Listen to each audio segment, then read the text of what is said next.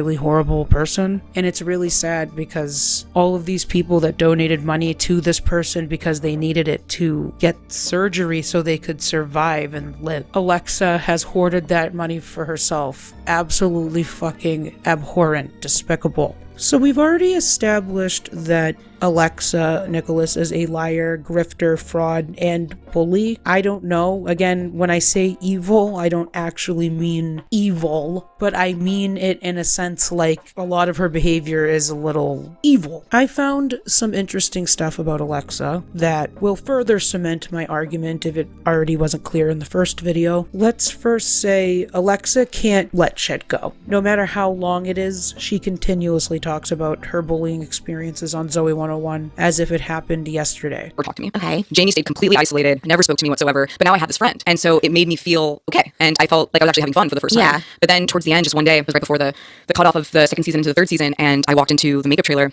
And Victoria Justice, Jamie was sitting in the makeup chair, and Victoria Justice was leaning over her. And I walked in, and they all like turned to me and was laughing. Did you know what it was about? Not at all. I actually still have, to this day, I don't know what it was about. And I went, oh my God, that's my best friend. And now, for some reason, her and Jamie are having some type of connection. But like, it was really out of the blue for the most part. Like, where is this coming from? So I went all the way to the other side of the trailer to get my hair done, and they were just laughing over there together. I couldn't believe it. I was like, wow, it's happening honestly all over again. I have no idea why. You're like, it's so weird. Yeah. No For no idea. reason. No. You guys are doing good and scenes together. Looking for friends. Correct. And you're like, wow, why can't we also all be friends? Like, that's something I never understood. It happened when she was 12 and 13, and it seems like she just still has not let it go. And trust me, we'll be pulling apart those experiences because there's a lot that doesn't add up. For instance, let's talk about Kristen Herrera. She was on season 1 of Zoe 101, playing Dana. Many of you probably already know this. Well, Alexa alleges... Well, I came forward specifically about Dan Schneider and Nickelodeon in 2019.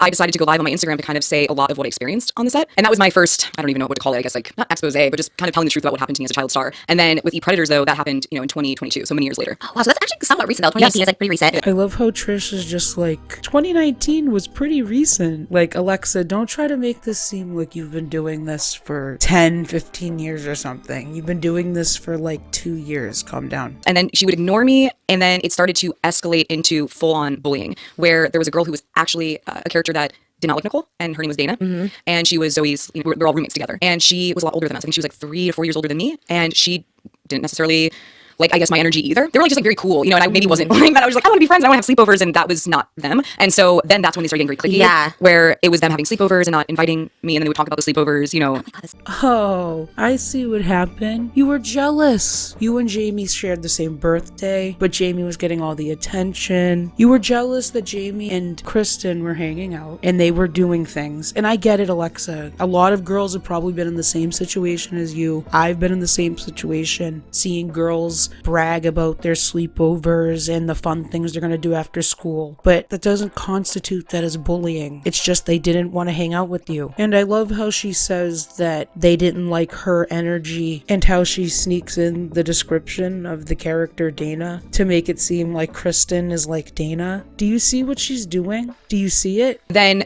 fast forward, that was kind of, it was getting, worse and worse. And then there was one point where we had an episode where we were at the beach, and there was like this huge boulder in Malibu, and me and the Dana character had to be like behind the rock and run out. And I'll never forget it. I like went to go in front of her to like go run, and she pushed me into the rock. And I was just like crying, and then I ran to my mom, and because at that point it got physical, Yeah. and I was scared. I And didn't want to be people are alone. seeing it. Yeah. I was like, I don't want to be alone with this person. Oh my gosh. And so, long story short, they end up letting her go. They end up removing her from Oh, the so show. they saw it, they noticed Oh it. yes, it was every day. Like Wow. it was, and they can't obviously remove Jamie, Right. So they thought, okay, we can remove this person, and maybe hopefully that gets Jamie to stop behaving like this. Yeah. Oh, okay. I see. You're turning the Erin Sanders thing where she bonked you on the head by accident, and you're turning it into an on-purpose thing again, aren't you? Why is it that I feel like Kristen bumped into her and like pushed her a certain way, and she was upset and misinterpreted that as bullying or something? Either that or it just didn't happen at all, Alexa. Why did you post in 2011 about going to a coffee shop with Kristen Herrera and your mother? Did you guys make up in the meantime? And if that's the case, then why did you not bring that up with Trish? You're phrasing it, I didn't want to be alone with this person. Why are you hanging out with her afterwards? And why are you telling people to follow her on Twitter in another post? Seems like you guys are At least acquaintances are friendly, not somebody that you seem afraid of. It's a little weird. So the last episode, we were in Malibu, and it was like a whole Malibu mansion episode, and we were like by the water, and they just started to like physically bully me. Like there was, water guns, and they were just spraying me and laughing, and it was all on set. Then there's actually footage of this where Aaron Sanders, who plays Quinn, like literally hits me, and they put it in the show. You can see me get hit, and you see me react. Oh yeah, it's horrible. What was the scene? What was even the setup? Victoria Justice and her are supposed to they weren't supposed to, but we're supposed to be celebrating, like, jumping up and down that we won. Okay. And Aaron goes to hug Victoria, and they start jumping up and down. You see Aaron go like that right to me on purpose. You gotta love how she motions, like with the elbow instead of how it actually happened, where Erin raised her arm up because she was cheering and hit her on the head. Again, it looks like she doesn't even notice it, and even if she did notice it, it's not like she can cut the scene or interrupt because it's a scene and she might get in trouble for interrupting the scene. Alexa, it wasn't intentional. On purpose. You are a liar! Then you start thinking, like, really, what's wrong with you? Course, You know, you're like, this is so bizarre. Yeah. That what am I doing that's wrong? Even, like, am I just too nice? And it's still demanding Shay pays for the rest, but Shay literally needs the money and is still struggling. Am I just too nice? Am I just too nice? Unbelievable! I saw him do very inappropriate behavior on set. I saw him, going around and trying to take photos of kids' feet. And as a child, you were like, this is weird? I didn't think it was. He was walking around with dollar bills. That's what I remember. And he was telling the kids, come out, take photos of your feet, and give you $1. Like it was like some funny like hoax like thing. And I remember my mom going, no. She didn't tell why. She's just like, No, she goes, no. Yeah. I don't take the dumb. I think she was also more into like, don't take money from him. Like she thought it was weird. Like don't take $1 bill from him. And, But he tried. Oh yeah, With you. Oh, he tried with all of them, all of us. And when he's come up, he's like, let me take a picture of you. I'll give you There's a $1. little digital camera, and some of them did. Yeah. I really find it hard to believe that Dan Schneider was just like walking around with a digital camera and taking pictures of the kids' feet on set and then like offering them $1 and like, what? Of course. And again, Alexa's mom was the one that was protective and made sure Dan didn't get a picture of Alexa's feet. I just feel like, is she using the stuff about the feet that have come out about Dan in hindsight and now making up this story? I don't know. Yeah. I was groomed like when I was 16 years old by a man that was 17 years older than me from the internet, and it spiraled into him literally grooming me until I was 18 years old, and then having me go meet him in person in Berlin, and all under the pretense of it being soulmates. Like a typical. I mean, we all heard what Drake was kind of saying about. Very similar. No, Alexa, not the same. You and Drake Bell's situation is not the same at all. Aside from the fact that you both are individual people who are going to experience different things, in your situation, you willingly entered into a relationship with Michael Milosh. Yes, he was way too old to be with Alexa, but in this case though, she was 18 and also willingly in a relationship with him. Drake Bell and Brian Peck, that is a completely different scenario where Brian Peck took advantage of a minor which already is non-consenting, and on top of that, Drake didn't want to be in this type of relationship with Brian Peck. It wasn't anything willing. These are completely different situations, and the fact that you even compared yourself to his situation in any degree just shows that you're not even understanding the gravity of the situation. He only wanted me to be dependent on him. So But he was dependent on you. Was he making money at any he point? got $1 million record deal. Oh. So he got $1 million record deal 6 months after I got married to him. So they wouldn't give him the $1 million record deal unless he married me. Okay. Again, Alexa is framing it like, unless he marries her specifically, they won't give him the record deal, as if she is the important piece from this puzzle. It was probably more about his citizenship. He could have married anyone to attain citizenship. It didn't have to be you. He just chose you because you were vulnerable and he took advantage of that. Not that it's a huge thing, but I think Alexa likes to frame everything as if everything revolves around her and things wouldn't happen unless she were involved in it. All those people just, you never hear their stories, but Yes, and because these networks don't even like pay any of us. Like Nickelodeon we don't make any money off of Nickelodeon, not even 1 cent. Like no residuals. No, they just make billions of dollars and don't pay us any residuals. Okay. Look, I know it sucks that child stars don't get residuals. It really does, and it's unfair. But Alexa, you can't use that as an excuse to do what you're doing. It's immoral. You can make money other ways that are more moral than this. You do not have to exploit people through merchandise. That's on epredators.com. These are like protest signs. Just putting protest signs on t-shirts, and now I want to see people rocking Power to Survivors. I want to see it. I made it fun. I like making it fun because otherwise this shit is so it's depressing, you know?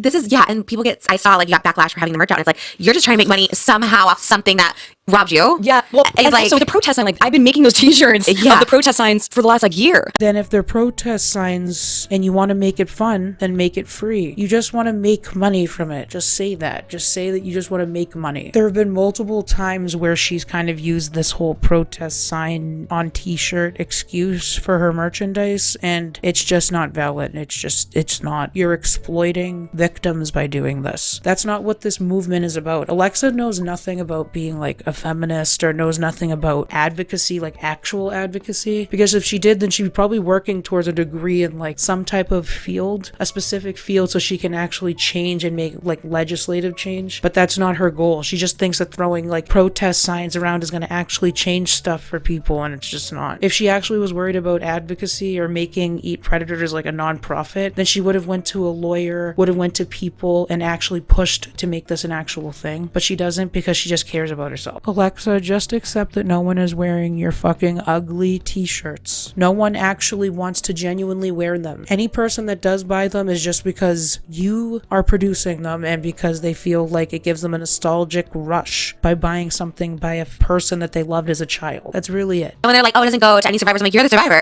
Like, it goes As to if you. I'm somebody outside of the dock. Yeah, I'm in the dock. No. This is why Trisha Paytas is an idiot. It's not about her getting the money. She shouldn't be getting money off of the backs and stories of others. But Trisha does that with other people, so of course she wouldn't see it that way because she's a capitalist and doesn't really care about anybody but herself. Alexa, the world doesn't revolve around your shitty fucking dock. Calm the hell down. And you're barely in the dock because they thought you weren't even that important to put in it other than the goo pop thing. When Alexa confronts backlash, she loves to keep things out. She's very vague.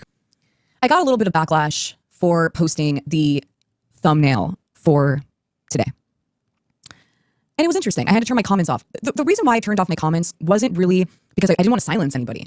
But I did want to make sure that I didn't get bullied into not having this conversation today. And I knew if I allowed some of the comments to be seen by me, it was so triggering as a survivor. And so I decided to turn the comments off because I'd rather be here and have the conversation. And then afterwards, everyone can kind of say what they want to say. But a lot of the comments were, just hurtful. A lot of victim blaming, a lot of, I'm doing this for money, and, I'm trying to get a clickbait out of this, and, yada, yada, yada, yada, yada. And I've heard before as a survivor, and that's why it was extremely triggering. And, that's really not the reality of it. So you gotta love how she doesn't even mention the reason why she's getting backlash for the thumbnail, for it being flashy and really just unnecessary when talking about drama between her and Christy Carlson Romano. She loves to keep certain details out to leave people wondering and fill in the dots with probably the most worst outcome, like she does with this Devin Werkheiser clip here.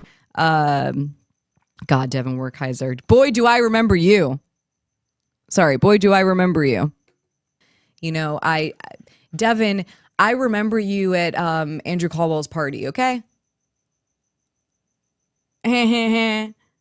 Like, you weren't fucking whatever. I won't say it here, but I remember you at Andrew Caldwell's party. What happened at Alex Colwell's party or whatever? Like, why did you even bring that up if you're not going to be, like, specific? You just did that to act like you have some big dirt on him. You might even know something that happened, but you're just not going to tell us because you just love to bait people, Alexa.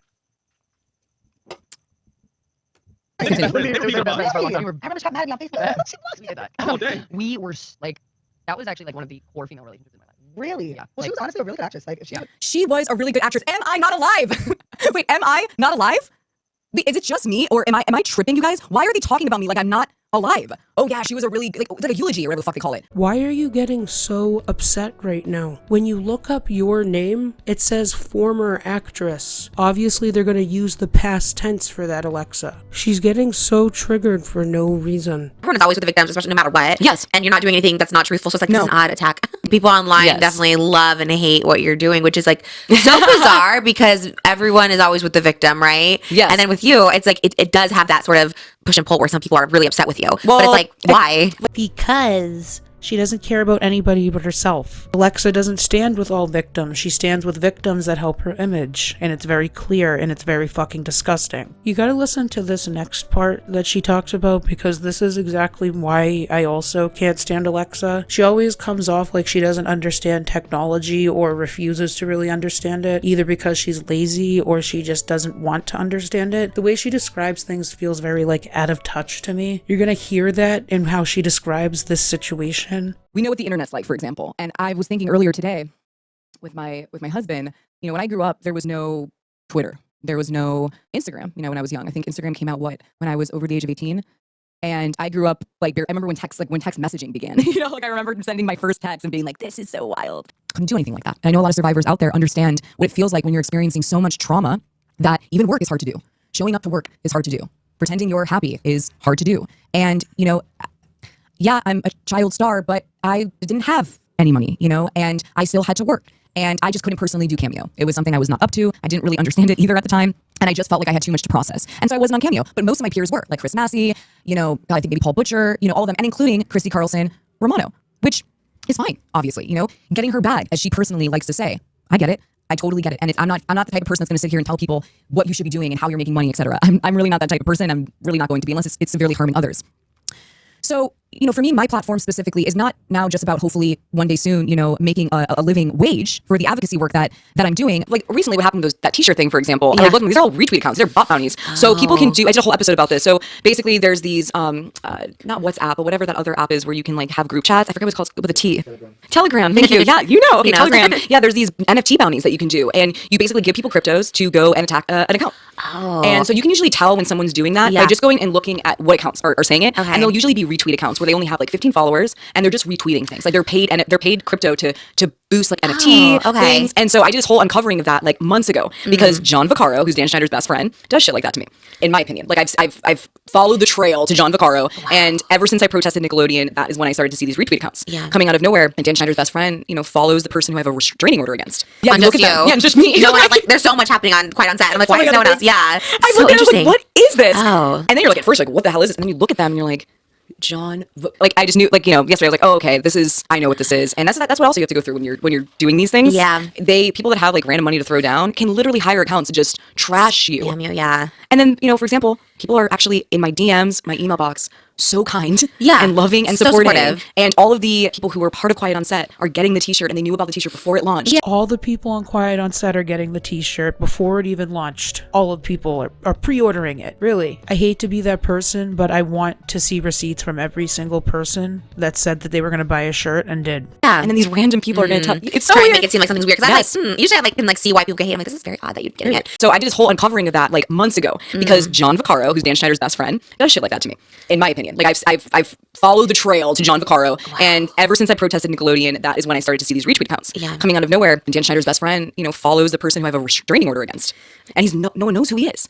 Never told the world who he was. And Dan Schneider's best friend follows this random person who I have a restraining order against. Oh, so he's doing this hate attack on you. Because I thought it was interesting. I was like, oh, there's a lot. Yeah, like everyone is always with the victims, especially no matter what. Yes. And you're not doing anything that's not truthful. So it's like, this is an odd attack. Yeah, on look just at you. that. Yeah, just me. No, and I was like, And also, do you hear how delusional she sounds? As if John Vaccaro is just spending all of his time at his house like, how am I going to plan my next plot against Alexa? It's just so conspiracy, tinfoil hat, kind of concerning. They're probably just regular people that are critiquing you because, Alexa, you're not above critique. And you also see that kind of in her response to this, like she kind of sounds like shocked or in awe that people are so vocally against what you're doing because what you're doing is fucking disgusting. Speaking of John Vaccaro, though, Alexa talks about this guy so much that her streams and Twitter come up before he does when you search him up. I get that he may be connected to your stalker in some way. Again, I can't completely debunk that, or like I don't know, so I'll just give you the benefit of the doubt here. She says something about seeing that he was liking her stalker's tweets. She connects it to Dan Schneider because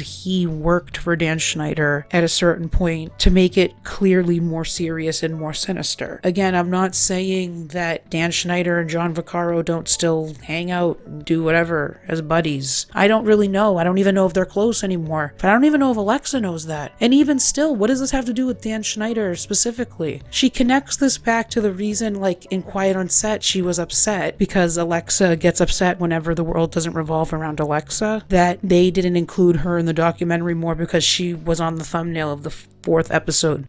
My personal story wasn't really told. And I feel bad about saying that because I want everyone's story to be told. And I've said my story on YouTube. I've been on podcasts before, and I'm grateful for every opportunity that I've had where I've been able to tell my story when it comes to Nickelodeon and Dan Schneider. So it's not that I'm not grateful. I am. And though, there's something about a documentary, there's something about having reporters, validate that story. And it was just kind of sad, honestly, that my personal story wasn't told in the doc, and that it was mostly about someone else's story, which was, when it comes to Jamie Lynn Spears and, the Goop Hop. And I'm grateful. So let's just not get that wrong. Like, I'm so grateful. But it was a bummer. I was like, so I'm on this thumbnail, but then the story wasn't told. And I think it's a very important story also to add because it really intertwined with Dan Schneider's pattern when it came to, even the first couple episodes about the mom, pulling, the boy out. And my mom sat down. And You already said that. they really asked me to have my mom sit down, and she sat down for multiple hours as well. Dude, you already said that. Don't you remember? And poured her heart out and told her story of what she witnessed Nickelodeon do and Dan Schneider. And I get it. I get it as a filmmaker. I get it as a person. That sometimes you have things planned, and then when you're, in the editing room, things happen. They change. And I get it. And though I think there was still a few opportunities to put either my mom's story finally out there or mine, instead of, there was a journalist in it that took up a lot of space, which I actually loved every point that I think it was Sochi. I forget the name that she made. I think she's actually brilliant, and what she was saying along the way was really poignant. And though at the same time, like, we sat down for many hours and got re-traumatized, right? And then those things were not added. And so I'm telling my feelings, I'm being honest. But I'm still grateful, and I still love Maxine Productions, and I'm still so proud of this documentary. But that was a little bit of a bummer, I'm not gonna lie. I think my mom felt that I had to really talk her into sitting down, and she really didn't want to because she was like, I don't want to be re-traumatized. It makes me very angry and upset what I witnessed you go through as a child with Dan Schneider and Nickelodeon, and I don't want to sit down. And they kept kind of being like, let's have her sit down. And then I thought, I kept telling her, let's sit down, and your story needs to be heard. And then she just sees her cut out of it. And you're like, sucks. So, it's a mixed feeling. I really do wish that, I thought the stories were important that my mom had to share, and I also think the story that I had to share was important. And again, it ended up being about the Goop Hop, which I guess could be misleading from her perspective, but like, her story isn't important enough to them to have a whole episode centered around that. A documentary is going to have the most dramatic elements in it, and they're not going to have this thing where you and your mom have this theory that John Vaccaro is connected to your stalker and Dan Schneider is connected because he and John Vaccaro are friends. Like, that's just a conspiracy theory. They're not going to go off of that. That doesn't make any sense. They didn't see any validity to it. I'm not trying to demean anything about that or anything with her stalker, but the fact that she constantly brings it up makes me feel like she needs to seek validation for that, which is just not really the point. You shouldn't need to seek validation from having a stalker or the fact that your daughter has a restraining order. I just don't see them putting any of that in a documentary about a toxic work environment, especially if it's not directly connected to Dan Schneider and there's no proof of it. It just feels like a pity party, like she's trying to make it all about her when it wasn't. Listen to this next thing that she says about Britney Spears. Britney Spears apologized to you, but not Dan Schneider. In my DMs. Wow. She messaged me privately before she did anything publicly. Wow. So she was like thinking about it. Yeah, I literally said Britney Spears. I got an alert. And it was right On when Instagram? Yes. Wow. I thought it was like a fan account. You see Britney, Yeah, and I was like, okay, it's, a fan account. And I was like, wow. and told me that my baby was beautiful and gave me like notes, just was an actual apology. And it loved her. Like, I love her, and I love her even more now. The fact that she just like DM'd you to apologize. DM'd me. Wow. And then she put a whole letter about me publicly. Yeah. And then she put me in the book. I mean, like, who does that? That's like actual, like, you're just real. Wow. Like, nice person. I love that. That's the only apology I've ever gotten. You think Dan would like apologize to try and like? She loves Britney so much, then how come in her Match the Source Instagram account, why did she post a picture of Britney like this in a time of her life where she's clearly not mentally in the best place? And then some people who might defend her might say, well, how do you know that she didn't just do that in a fit of rage when she was young? The post was in 2018. She was an adult by this point. Alexa is a psycho who keeps using bigger names to be talked about. And she has this clickbaity titles on YouTube that are cringy as hell. She tries to use the victim card all the time, but she will never be as relevant as Jeanette or the other bigger Nick stars. So yeah. I love the post by this. See, she posts stuff like this and wonders why she wasn't invited to the reunion. Laugh my ass off. It's so fucking true though. Why would you act like this? You're an adult. Get over it. I love how she laughs like after that. That's the only apology I've ever gotten because it was by a huge celebrity that I can exploit and make a book club after. You are just despicable, honestly. I don't go on Twitter anymore. Now I just like share the thing and I exit out of there. And like people are like, oh, so why'd you delete the Drake Bell video? I'll tell you why I deleted the Drake Bell video. I deleted it because I was reading from an article that had false information in it. It said he was a registered SO. And that's where my basis was coming from. And it really pissed me off because that doesn't help survivors. Alexa, we all saw you. You reacted to his plea hearing. The plea hearing that he pled guilty to for child endangerment, remember? Stop leaving out details to try to trick your audience into misremembering things. You didn't just look at an article, and even still, you never needed facts before to believe victims. But it's because certain victims don't help your image, right? You do know that Drake Bell was talking shit about you in a Discord where he talks to children, right? I don't know if you're aware of that, Alexa. Like, he's not on your side here. I don't like when media outlets do that shit. I don't like it. Take it down. Because I don't like that article that I was reading from. And I wanted to make another video, for example. I did. That's more factual and really says how I feel. I want to read from things that are factual and then go eat a predator. You want to eat a predator. What does that even mean? And then I was getting harassed from it, and now I don't really feel up to it, okay? As a survivor, I don't feel up to it. She tries to use the victim card all the time, but to have people tell me what I think about it or how I feel about it, you don't know me. I took it down because it had something in it that I found was actually problematic for survivors. I feel the hostility in your tone, and it's not a good look for you. You know that you were wrong about what you did, and you're trying to justify it. You're not getting bullied, you're getting called out, and you're getting criticized. There's a difference. You also need to stop making everything about survivors every time it's something that you don't like to hear. Stop making it like they're coming after you or targeting you for being a survivor of something. That's not what this is about, and you know it, Alexa. I didn't like that. And I wanted to make a video from a factual space where I wasn't being told what something was. I wanted to know what it was and eat a predator. But then I'm the problem. Got harassed weeks on end, so I'm not gonna make one. And I don't owe anyone anything. As a survivor, we don't owe anyone anything. And I don't want to talk about it. I got bullied out of being able to talk about it. What does that do? Then there was all these conspiracies and misconceptions and this and that. I was like, oh my God, what I just don't personally like is misinformation. For example, I commented on that TikTok thing because that was false. You had somebody on TikTok saying Drake covers up his tattoos to go hang out with minors by the ruins. This doesn't help survivors. I would like to post a question to the public. Why is this 37-year-old man hanging out in what appears to be a very romantic way with this girl whose handle I'm not going to post because I really do not want to send a horde of people to her Instagram. But I did some digging. And I'm going to show you what I found. This is a screenshot from a little video she posted, walking arm in arm with Drake while he's on his phone. Another photo from February. This is her congratulating him for dropping this music video and presumably participating in the documentary. Now this is where it gets fishy for me. This is a birthday post from June 27th, 2021. 2021. I guess he got a tattoo. There's this video, Zoom call she did with him. Little heart right there. More of this. So yeah, remember that birthday post from 2021? Why is this a homecoming photo of her in 2022? That sash says 2022 on it. This was posted October 15th, 2022. Drake Bell was fully dating a high schooler? Is that what you're telling me? But he was dating a high schooler from Mexico, so he thought he could get away with it, and no one would know. Is that what you're telling me? She's tagged in this photo, but I blocked out the usernames again because I don't want to. I'm just the audacity. It is important to note that she has since untagged herself from this. You cannot find it anymore on her tag photos on Instagram, so that happened today. This is a poem that she posted. The date got cut off up there, but it is from June 2022. Again, just concerning, stay with me. I just want to keep in mind here that she is talking about someone saying no one has to know about us and that she became a secret. Okay? Stay with me. This story, again, the date got cut off, but this is from early June 2023. They were on this call for 4 hours. Also, just I don't know, man, the fucking teddy bear, man. Okay, now in early February this year, we get this on Instagram, posted to her stories. This was in her highlights, a whole highlight dedicated to Drake that also has been deleted as of today. There was this video of them walking arm in arm. This photo. Also this that was posted 5 days ago where she's congratulating him and thanking him for being her everything when she was nothing and for being her person and saying she'll always be there to hold his hand. Then of course there is this post, her most recent post on Instagram that was posted on February 27th. Almost every single comment is complimenting the couple, saying they love seeing her happy. Again, what a cute couple. These comments were originally in Spanish and I just hit the translate button. And Drake Bell himself liked that post. So, and on that same day, on February 27th, she posted this TikTok where she said, his girlfriend is a fan of my boyfriend. That sound of music, and then counting the day.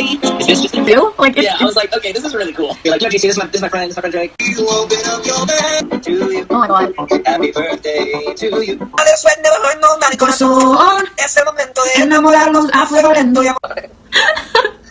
Hi, hello, yes. I just wanted to get on here real quick and say, yes, I have seen the video. I genuinely expected this to happen. I expected this to play out the way that it did.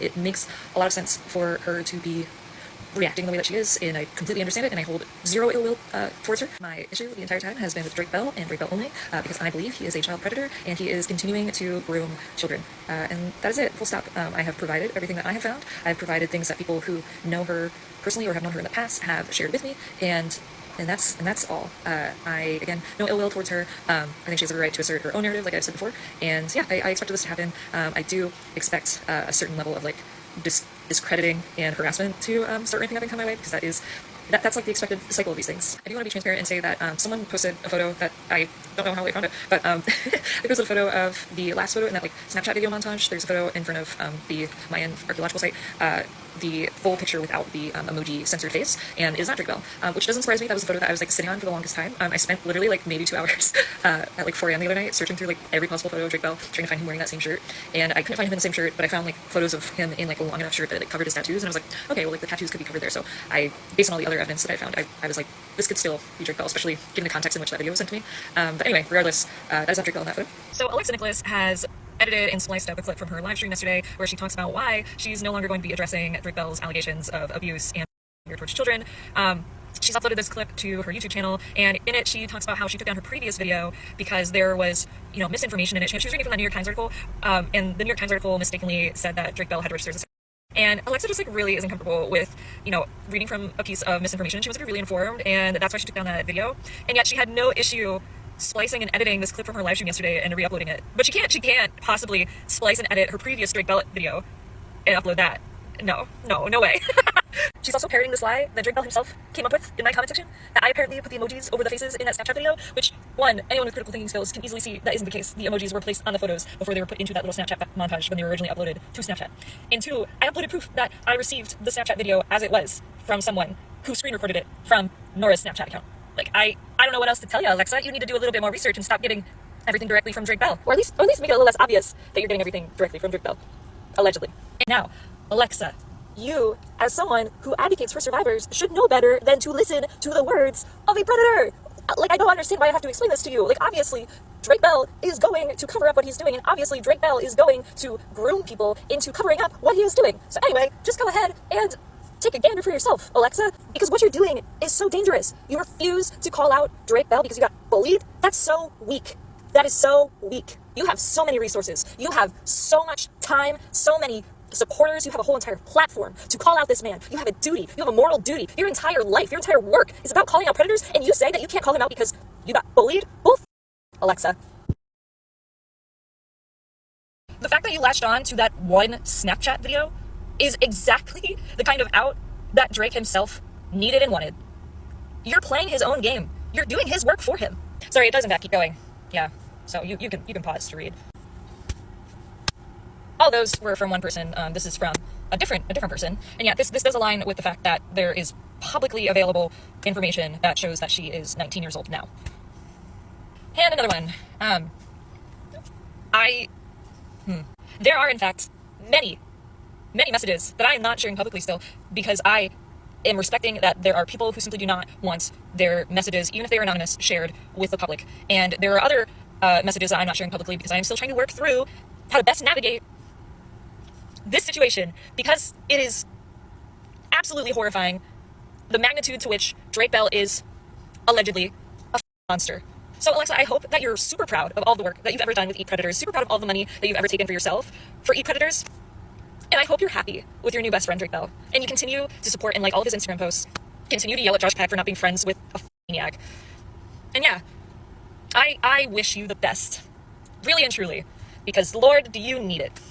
There are a few more things that I do want to touch upon, because since we're here, I do want to just complain about all my little gripes with Alexa, because these were things that bothered me kind of long before I started getting more verbal about my dislike for her. But some of these actions are pretty just as awful, honestly. So let's just start with Matthew Underwood and basically how Alexa uses him as bait for her videos in any way that she wants. First, it's about the fact that he is just a horrible person that defends Dan Schneider, and then the next thing, it's like, oh, now he's this poor survivor, blah blah. Like, she'll switch and say whatever to fit her narrative, and it feels like she's not a real person. Although I don't agree with what Matthew Underwood has said, I don't blame him for honestly having that different perspective. I think the boys on the show of Dan Schneider in general have a different experience than how the girls experience things, and I don't know if that was intentional on Dan's part, but it's very clear that Dan sexualized the females more than the males on the show, and I think that's why a lot of the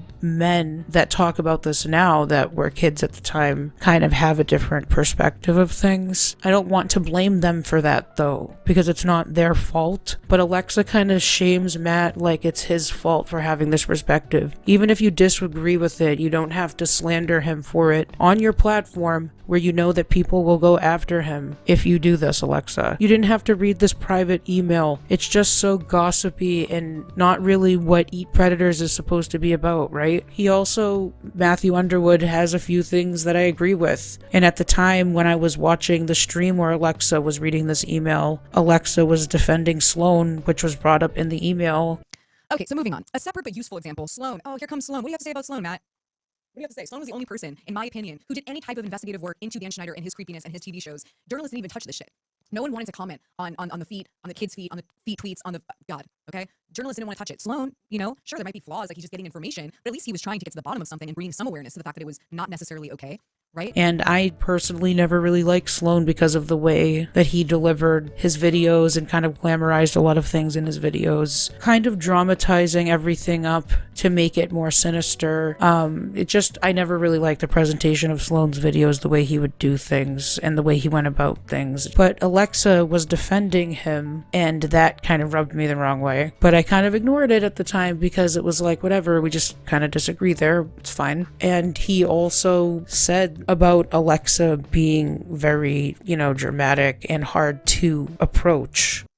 But then fast forward, a reunion happens, and you don't invite me once again. So not only was I not invited to the trailer for lunch, Paul Butcher's rap party where he went to everybody in front of me and handed out the RSVP, whatever invites, and then when he came to me, he's like, nope, sorry, not you. And then went on to everybody else. I was constantly uninvited to things. Now fast forward, I'm almost 30 fucking years old. We all are. You guys are actually older than me. How old are you guys now? 36? 35? We're all old. And then I'm not invited to the reunion. Yeah, it hurt my feelings. And yeah, I was expressive about it because I held it in for a very long time. That's my right to. But to call me a dramatic diva, you know what I would say to you, Matt? It's a little bit, no, I'm sorry. It's a huge stretch. It's a huge stretch to call me a dramatic diva. Moving on. I have no problem saying that because I know how hard we worked to be her friend growing up. No, you didn't. You guys did not work hard to be my friend, and also you shouldn't have to work hard to be anyone's friend, honestly, on set. It wasn't like I was making it super hard for you all to be friends with me. I was actually just a likable kid who just wanted to be friends with you all, and none of you really gave a flying fuck. Honestly. So, no, that's wrong too. Sean, Chris, and I, in particular, went above and beyond. No, I'll correct you again. Sean and Chris went a little bit... I saw more effort when it came to Sean and Chris to be my friend, or to make me feel seen. Matt, I don't even know whose friend you were, honestly, on set. Like, you were in your own fucking world, so I don't know. But Sean and Chris, sure, I don't know if it was above and beyond, but it was normal. It was like just making me feel seen and heard, being on set. Year after year, you mean 2 years. And for years following her release from the show. No, Matt, you never reached out to me, I don't think, after the release of the show. I never heard from any of you. None of you checked in on me. Nope. The only person I actually hung out with after being off of the show was Sean Flynn. You are a liar! So, no. To be her friend and include her, but she behaved then a lot like she is behaving now. What? That I was hurt when people hurt my feelings? That I was hurt when I was called names? That I was hurt when I was left out of things that I shouldn't have been left out of? What? What exactly am I behaving like now? Coming up with rumors to bring excitement into what most of us assumed was an already exciting situation. This is where I guess the Jamie Lynn Spears thing comes up, which I'm still very curious who is the one to either lie to Jamie Lynn Spears and tell her that I said this when I didn't, or if Jamie made it up herself. But I'm very curious who told her this, because here he's saying she accused Jamie Lynn of having lice one day, which I never did in my entire life, swear on my life. Out of the blue. I've never been able to get that memory out of my head. What memory, dude? What memory? We tried so hard even after that, and countless other incidents that you can't name, that you can't mention, and that you have no evidence of, by the way. Her recollections of her time of the show are either flawed or she's outright lying to save face, as a majority of humans naturally do. Again, there's different sides to a story, and I'm not necessarily going to believe Alexa's side because she doesn't even give the courtesy to believe victim sides in all scenarios. How are we supposed to really know that Alexa was this good girl that tried to make friends on Zoe 101? How do we know that she wasn't a mean girl? We don't know that. We don't know what she's telling the truth about because there's just so many contradictions. contradictions and lies that she's been caught in, and things that just don't add up, that her behavior makes it really hard to believe a lot of the things that she says about her bullying days on Zoe 101. I definitely think a lot of them are dramatized so she can try to lot herself in with all the other child stars that have been through a lot worse traumatic things than she has. Matthew Underwood has even come out saying that he has been harassed and also has gotten death threats from people since Quiet on Set has come out, because people expect responses from the child stars, now adults, of these shows, which is just horrible and disgusting on the parts of any person that participated in that. But I can't help but feel that Alexa's audience had some part to play in that, and I have a feeling that Matthew Underwood probably felt pressured and forced to share his story about sexual assault and abuse, partly because of the harassment and death threats, because he knew that it would probably get some people off his back about it, which is pretty messed up, because you shouldn't force any victim to have to come forward with their story, and they don't owe you a response to how everything went down at Nickelodeon with everybody else. But unfortunately, Matthew seems to have been pressured into that because of everybody else, and that's just a horrible thing as well. And Alexa, I believe that you had a part to play in that, and it's horrible and disgusting. Actually watched, I think this was one of her first, let's see. Let's watch this video. This was, I think, when she first came forward, but I'm not sure. Let's just watch it. Let's watch it. From 1992 to 1996, I was a series regular on Nickelodeon's All That. I was only 12 years old, and that's when my nightmare began.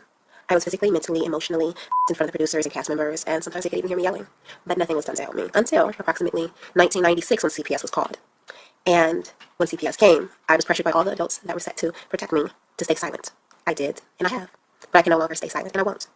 My name is Angelique Bates, and I am an adult survivor of child and this is my story. Wow. I mean, it's pretty wild that this wasn't anywhere, right? Anywhere? And so basically what she's saying here is that I think maybe her and I have similar experiences when it comes to, I think, bullying on set. And, not to give like a throwback to Zoe 101 days, but I have to, that was kind of my experience, is instead of the conversation going, I didn't have that experience that you did, but it doesn't mean that that experience didn't happen to you. A lot of the cast members from Zoe 101 when I was younger, it was the opposite of that. It was them calling me crazy and this and that, and that I was making things up and, a whole bunch of things. And it was really painful. And so if she's saying that he did witness a toxic work environment in any way when it came to her, she's feeling like, oh, why aren't you acknowledging though what I remember you seeing for yourself? So I feel for her. Now the next issue that I want to talk about is Angelique Bates and Alexa's reaction to it, because of course she makes it about herself when Angelique is talking about a specific scenario that happened to her, which I also think happened on part because of race. The thing is, Alexa doesn't really understand how black women are usually excluded from the conversation when talking about sexual abuse or assault or anything, because she's a white woman. So of course when Angelique is speaking her truth about the situation where they neglected her needs partly on the fact that she was a black child, Alexa has the audacity to say that it's about her. Of course, because everything is very similar to her story. Everything is similar to her story. Like how she got upset about not being invited back for the 5th episode of Quiet on Set, the stupid fucking documentary that really wasn't that good, and brushed over the fact that Drake Bell was a predator and a serial abuser. She was upset because she wasn't called back for the 5th episode, where half of it was literally just buttering up Drake Bell, and then the other half was talking about a really sad story between a mom and a son whose relationship was a kind of forever ruined because of what Nickelodeon did to them and what Dan Schneider did to this family. And Alexa's upset because the story's not about her. She's already gone on her fair share of press tours, so she can just calm the fuck down. Not everything is going to be about you, Alexa. Important thing. Were my feelings hurt a little bit? Yes. Just because I would have liked to have been invited into the conversation, just because I've been talking about it for so long. And I thought it would have been nice to have everybody who was part of the documentary, invited. I'm not just saying me, I'm saying literally every single person who was a part of that documentary, who spent hours, reliving those experiences to tell the world. I think everyone deserved a seat at that table. And it was sad. It was sad. And though at the same time, this is awesome, right? It's awesome just because everyone's finally paying attention. And that is what I hope for. Were my feelings hurt a little bit? Yes. Just because I would have liked to have been invited into the conversation, just because I've been talking about it for so long. And I thought it would have been nice to have everybody who was part of the documentary, invited. I'm not just saying me, I'm saying literally every single person who was a part of that documentary, who spent hours, reliving those experiences to tell the world. I think everyone deserved a seat at that table. And it was sad. It was sad. And though at the same time, this is awesome, right? Let's also talk about Alexa's theatrics. I've started to really examine Alexa's facial expressions. There are times when she's talking about a sad story and she'll start getting teary-eyed, and certain things I'm like, are you really getting upset over this thing? For example, there was a story she was reading about the Drake Bell situation where she found out that one of his friends apparently wrote a letter in support of Brian Peck, and Drake Bell had sent him a gift, like a cardboard cutout of one of the characters from Star Wars, and Alexa is getting really upset about this, like to a point where I'm like, are you kidding me? And this is one of, I think, the first times where I'm like, okay, she might be using her acting skills to try to paint a narrative. So I kept looking back at certain times that she would start, getting upset about certain things. And it's very clear when she's putting on the tears for a show. Because let's remember that Alexa Nikolas is an actress. And I'm sure that she knows how to bring on tears when she needs to. And she has a little bit of a tell when her tears aren't really like genuine, but are more staged tears. Usually her tears aren't really like running down her face. That's first. Second, if you notice her mouth, she does this thing where like she'll like move her lips over to the side. And that for me has been my tell as when I know that this is a theatrical type of moment for Alexa and not a genuine cry, because I think that she's trying to cue up the emotion to make it seem more sad or dramatic. And I have compiled a few clips. It doesn't seem genuine. Community, would they still be here? Their trauma doesn't.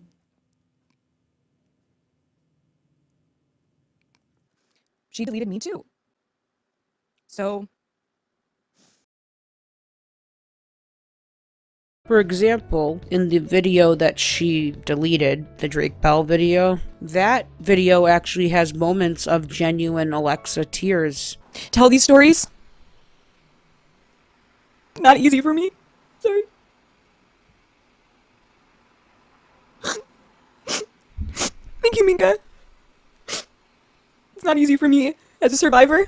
And the reason for this is because Drake Bell is Michael Milosh. Drake Bell is literally the spitting image of it, and you can tell that Alexa is genuinely triggered in this moment. It's just really ironic to me that she would be defending Drake Bell when he is very similar to her own abuser and groomer. When it comes to Alexa, though, it's usually just about her. Only her story can be the devastating story. So my point in all of this really is that Alexa isn't who she seems to be, and her motives aren't what they seem to be. I understand that a lot of people really respect her and idolize her because she was a celebrity from a childhood show that they loved. I get it. But we have to also use kind of common sense, and we can't just believe everything Alexa says. We can't just listen to everything that she tells us and just assume that that's what the truth is, because Alexa has shown time and time again that she's not truthful. She doesn't seem to be invested in Eat Predators in the way that other people are, and she's misleading them into thinking that she is doing something that is going to make a big difference, because she really isn't.